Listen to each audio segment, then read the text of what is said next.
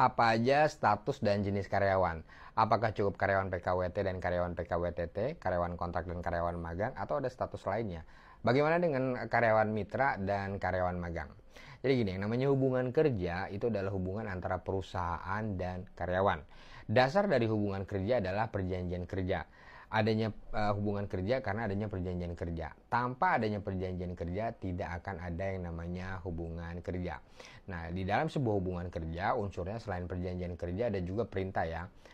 Ini yang merupakan ruang lingkup tugas yang harus dikerjakan oleh karyawan, ada perintah kerja, dan yang ketiga ada upah. Nah, untuk perjanjian kerja sendiri ini ada dua jenis, ada perjanjian kerja waktu tertentu atau PKWT dan ada perjanjian kerja waktu tidak tertentu atau PKWTT.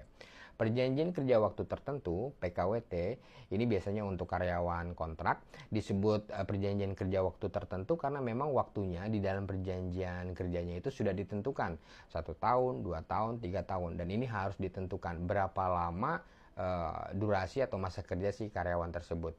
Lalu yang kedua PKWTT, perjanjian kerja waktu tidak tertentu. Ini untuk karyawan tetap. Disebut waktu tidak tertentu karena memang di dalam PKWTT itu tidak ditentukan jangka waktunya, tidak ditentukan setahun, 2 tahun, 3 tahun. Si karyawan di dalam PKWTT ini dianggap akan bekerja selamanya untuk perusahaan sampai nanti pada waktunya karyawan yang bersangkutan itu di PHK atau mengundurkan diri. Nah, jadi status karyawan itu sebenarnya cuma ada dua ya, ada PKWT, ada PKWTT, ada karyawan kontrak, ada karyawan tetap. Dan untuk PKWTT sendiri, untuk karyawan kontrak biasanya ini ada beberapa varian ya. Sesuai PP nomor 35 tahun 2021 yang namanya PKWT ini termasuk di dalamnya ada karyawan harian, ada juga karyawan kontrak untuk proyek tertentu dan karyawan kontrak untuk jangka waktu tertentu. Nah, tapi pada prinsipnya yang namanya status karyawan itu cuma ada dua, PKWT, PKWTT, karyawan kontrak, karyawan tetap, dan tidak ada jenis lainnya. Lalu bagaimana dengan karyawan mitra dan karyawan magang? Nah, istilah yang tepat sebenarnya bukan karyawan mitra atau karyawan magang ya. Istilah yang tepat sebenarnya kemitraan, partnership, dan pemagangan, bukan karyawan magang.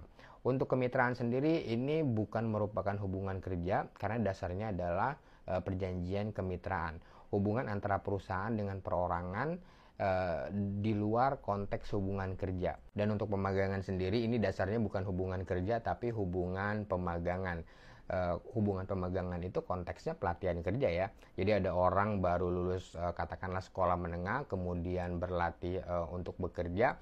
Nah, proses pelatihan kerjanya ini yang disebut pemagangan. Jadi yang namanya kemitraan dan pemagangan ini sebenarnya bukan hubungan kerja tapi hubungan kemitraan berdasarkan perjanjian kemitraan dan hubungan pemagangan berdasarkan perjanjian pemagangan. Dan karenanya tidak tepat kalau menggunakan istilah karyawan magang atau karyawan mitra. Nah, tetapi di dalam prakteknya kadang ini sering diselundupkan ya, atau bahasa hukumnya penyelundupan hukum yang biasanya dilakukan oleh perusahaan. Namanya aja karyawan mitra atau karyawan magang, padahal sebenarnya hubungannya hubungan kerja.